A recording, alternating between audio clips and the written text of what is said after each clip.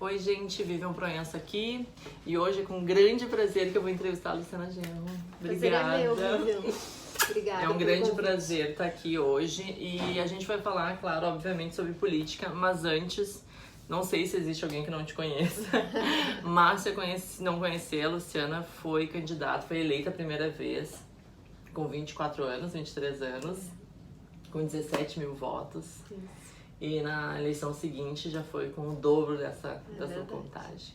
Como é ser mulher na política? Ai, Vivian, não é fácil. Claro que não é tão difícil como ser uma mulher trans na política ou na vida em geral, né? Mas eu fui eleita muito jovem, Sim. então além de ser mulher, ainda tinha esse agregado de ser muito jovem e filha de um político muito conhecido, né? Pra quem não sabe, eu sou filha do Tarso Genro. Exatamente. E ele já era, na época, prefeito quando eu fui eleita, então ele já era muito conhecido. Então eu tive que provar triplamente, né? Que eu não era só uma menina mimada que tinha sido eleita por causa do pai. Do pai, eu acredito. Quero te parabenizar pelo Dia do Professor, sei que foi professora de inglês, doutora em Direito, fez mestre em Direito e doutora em Filosofia do Direito da USP. Não sou. Parabéns pelo Obrigada. dia. Então, hoje a gente viu a reforma da Previdência batendo nas nossas portas, da forma que tá batendo, e essa foi uma briga que tu comprou ela em 2002 lá com o Lula. Foi. Tu imaginava que ia chegar nesse ponto? Olha, complicado. Bom, primeiro é bom lembrar, né, pra quem não acompanhou a minha história, eu fui deputada federal, né, em 2013 eu fui eleita e foi justo quando o Lula ganhou as eleições. E ali a gente começou a ter certos confrontos com o governo Lula, né? A Heloísa Helena, que era minha companheira ali também, ela era senadora do PT. A primeira briga dela com o governo foi por causa do Sarney, né? Que queriam que ela votasse no Sarney para ser presidente do Senado. Sim. E depois, toda a política econômica do governo, que a gente vinha contestando, porque acabou sendo uma continuidade do Fernando Henrique. Sim. E a questão da Previdência, que foi a gota d'água para nos expulsarem do PT. Sim. Eu, Heloísa Helena, Babá e João Fontes, 3 deputados e uma senadora. E agora, o governo do Bolsonaro volta a carga com a mesma reforma da Previdência, só que agora para o setor privado. Né? Aquele momento foi para o setor público. Então, claro que eu nunca imaginei que a gente iria ter um governo como o do Bolsonaro. Que ia ser tão ruim, né? Que ia ser tão ruim, mas faz parte da nossa luta enfrentar agora mais uma vez. Tá cada vez mais difícil. Foi dessa ruptura com o PT que foi criado o PSOL? Foi dessa ruptura com o PT. A nossa expulsão gerou um descontentamento também de outros segmentos, né, que se sentiram também expulsos.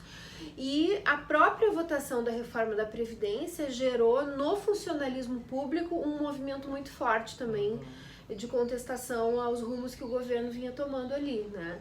Então a base social mais forte do pessoal naquele momento foi os servidores públicos, né? Que foram os mais atingidos negativamente pela política do governo ali.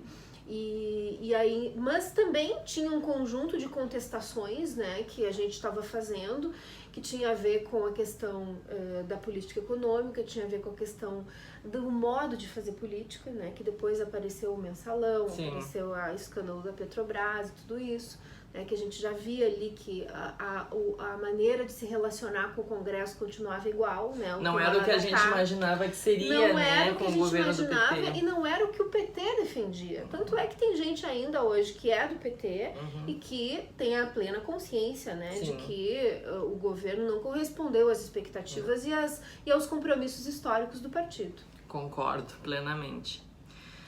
Uma das suas lutas de campanha sempre foi a reforma tributária, né? Tanto na campanha para a presidência, foi muito. O que tu acha que mudou de lá para cá? A necessidade? Nada, não mudou nada. Infelizmente, continua cada vez pior a situação. A luta tá cada vez pior. Eu fui membro de uma comissão, na época que eu era deputada federal, que discutiu a reforma tributária e fiz várias propostas que continuam válidas hoje. A Fernanda Melchiona está lá agora também como deputada federal, membro da comissão de reforma tributária, apresentando as mesmas propostas. Eu cheguei a conseguir aprovar na Comissão de Constituição e Justiça o meu projeto de lei. que regulamenta o imposto sobre grandes fortunas, né? Que aliás foi uma proposta que entrou na Constituição por proposta do Fernando Henrique Cardoso e nunca foi regulamentado, portanto não é cobrado. Sim. A estrutura tributária brasileira é muito injusta, porque ela cobra muito sobre o consumo e sobre o trabalho e pouco sobre a propriedade e a riqueza. Então qual é a consequência disso? Quem ganha pouco e, portanto, consome tudo que ganha, paga muito mais imposto do que quem acumula riqueza e propriedade. Né? Então é muito injusto e é isso que a gente quer mudar. Essa desigualdade social que é incrustada, inclusive no governo, né? Isso é muito triste. O PSOL hoje, como partido, tu acha que ele representa a esquerda de verdade? Eu acho que representa uma parte da esquerda.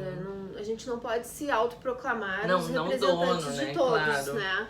Mas eu acho que o PSOL, ele é uma vertente de uma esquerda consequente, né? Uma esquerda que não se dobrou a governar com as elites econômicas, com as oligarquias, né? A ceder em pontos de princípio tão importantes como a questão da corrupção. Então eu acredito que a gente precisa reconstruir uma esquerda sob outras bases, né? E o PSOL é uma parte fundamental desse processo. Que bom, fico feliz que existam, né, partidos que representam realmente quem é de esquerda. Tu foi a primeira mulher candidata à presidência do Brasil que tocou em assuntos como homofobia e transfobia em debates nacionais. O que te motivou a lutar por uma classe que não necessariamente tu pertence, né? Pois é, já me perguntaram isso. Eu não sei, eu acho que é um sentimento de dever com uma causa que, ao meu ver, é uma causa civilizatória, né? Porque é absolutamente inaceitável que a gente ainda tenha hoje preconceito por causa da orientação sexual ou a identidade de gênero das pessoas, né? Isso é uma coisa tão atrasada, tão medieval, né, que já deveria ter terminado. E eu nunca pensei, sabe, Vivian, que essa minha luta na campanha presidencial teria tanta repercussão, porque eu não tinha me dado conta, né, de que essa pauta estava tão pouco discutida no âmbito de uma eleição presidencial. E depois que eu falei no debate, que eu vi a enxurrada, né, de retorno que eu tive das pessoas, é que eu percebi como era grande a falta, né, de um porta-voz ou de uma porta-voz para essa luta na política. É que na realidade a gente sempre foi uma massa que nunca foi representada por ninguém, né? Ninguém nunca esteve ao nosso lado. E usar um tema LGBT era sempre uma desvantagem dentro dessa corrida eleitoral, sim, né? Sim, assim como o aborto, a descriminalização da maconha. Tem um preconceito. Muito grande, né? O Brasil é o país que mais mata, né? Eu, de fato, eu não fiz nenhum cálculo eleitoral aí, né? Sim, eu acho que eu até ganhei eleitoralmente, sim, mas eu não fiz esse cálculo. Eu sabia que era um tema polêmico, mas que era um tema que tinha que ser enfrentado, né? E eu fico muito feliz de ter podido cumprir esse papel, mas ao mesmo tempo é triste que eu tenha sido a primeira, né? Que eu tenha sido a primeira em 2014. É um absurdo, tá? né? E hoje aqui na Assembleia Legislativa, por exemplo, a gente não tem nenhuma deputada LGBT de fato, nenhum deputado que se assuma como gay. Então é bem. Eu fiz um vídeo até no meu canal no YouTube sobre mulheres trans na política, né? E a gente sabe que tem uma no Brasil, que é a Érica Malunguinho, deputada estadual do Rio de Janeiro, e tem duas que fazem parte de um mandato coletivo. Então eu vejo como, assim, ainda é muito difícil para mulher participar da política. Tu vê o quanto deve ser difícil para uma mulher trans chegar na política. Muito. Nesse país que elegeu o Bolsonaro como presidente, né? Então a gente vê que a gente andou poucos passos para frente e agora a gente está retrocedendo num tempo que a gente não sabe nem onde vai acabar. Inclusive vou te dar uma notícia de primeira mão aqui no teu programa, E que eu estou contratando uma mulher trans para trabalhar comigo aqui no gabinete, que vai ser a primeira da história da Assembleia Legislativa. podia ser eu. Na próxima eu me candidato. Ai, parabéns, obrigada. Isso é fazer política na prática, né? Não só na teoria. É importante, É né? muito Porque, importante claro, a pra gente não gente. vai contratar alguém simplesmente por ser trans, claro. Mas quando a gente tem uma oportunidade, tem uma pessoa trans que está de acordo com a necessidade do partido e do mandato, tem que dar essa chance. A gente não pode deixar de contratar por ser Exatamente. trans, né? Inclusive, dentro dos projetos do pessoal tem essa cartilha, gente, que é uma cartilha muito completa, que eu li, e tem muita coisa interessante que todas as pessoas deveriam ler, assim, até para conhecimentos gerais. Esse é um projeto seu ou do partido? Esse foi um projeto que eu desenvolvi na legislatura passada, como coordenadora da bancada do PSOL. Eu não era deputada, o deputado era o Pedro Ruas, e agora a gente está fazendo a segunda edição da cartilha, atualizando todas as informações que tem aqui, já sob o meu comando como deputada. Que legal. Isso é muito importante, gente. As pessoas que querem ter acesso a isso, como faz? Só entrar em contato com a gente aqui no gabinete, que a gente envia para a Assembleia. E a gente fez também a comissão, né, especial, que também tem esse relatório, que a atualização da cartilha vai ser, em parte, incorporando as propostas que nós apresentamos aqui nesse relatório, que foi uma comissão especial para análise da violência contra a população LGBT. Foi a minha primeira iniciativa como deputada estadual. Né? Foi protocolar o pedido dessa comissão, eu consegui aprovar no plenário, que também não é uma coisa tão simples. Conseguimos constituir a comissão, trabalhamos por 4 meses e fizemos esse relatório, que já foi aprovado na comissão, agora vai ser aprovado no plenário, com um conjunto de recomendações e análise sobre a ausência, né, de dados e de políticas públicas voltadas para combater a violência contra a população LGBT. A gente vê que a perseguição, ela nunca acaba pra nossa comunidade, né? A gente precisou de uma mulher trans se sair bem no esporte para que isso revertesse numa votação de uma PL para retirar as mulheres trans dos esportes. O quanto a nossa presença, os nossos corpos presentes incomodam, né? E ter uma pessoa que nos dá esse respaldo, essa oportunidade é muito importante. Eu te agradeço de novo. Para finalizar, nesse último mandato, que tu iniciou como deputada estadual, tu tá fechando um ciclo de 24 anos do teu primeiro mandato. Como é isso? Como é que você enxerga o rumo da política atual, que é triste e preocupante, depois de 24 anos na política? É verdade.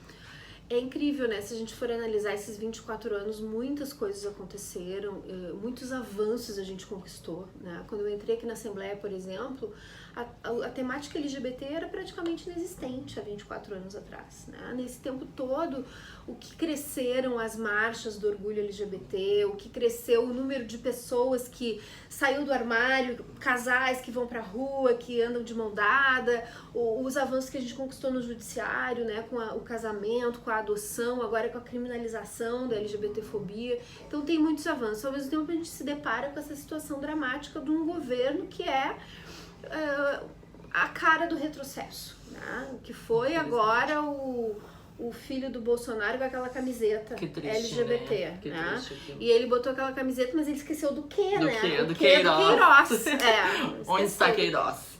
Mas enfim, a gente está num momento crucial, né, em que é muito importante que o movimento LGBT, que a comunidade LGBT não recue das conquistas que a gente já teve, né, que a gente se mantenha firme, que a gente se mantenha mobilizado, que a gente se organize nos processos eleitorais também para ter representações, né, que sejam de fato oriundas da luta LGBT, porque eu acho que o Bolsonaro é temporário, né? Ele vai passar e a gente vai conseguir impedir que ele leve a cabo esses retrocessos que ele quer levar.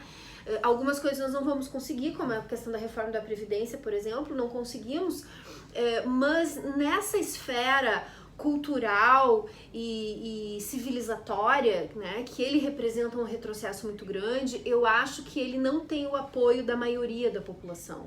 Então a gente tem que dialogar com o povo para ganhar apoio para as nossas lutas, para as nossas causas. Ano que vem tem eleições, a gente vai ter mais ou menos 2 anos de mandato do Bolsonaro, que a gente, esses primeiros meses já deu para sentir na pele o que a gente está sofrendo. Eu acho que é hora da gente se conscientizar, se unir de novo. A própria comunidade LGBT, eu sinto que ela é um pouco dispersa. Eu acho que a gente precisa saber, porque nós todos vamos sentir na pele, né, o que é, já sentimos na pele o que é esse governo que nos exclui.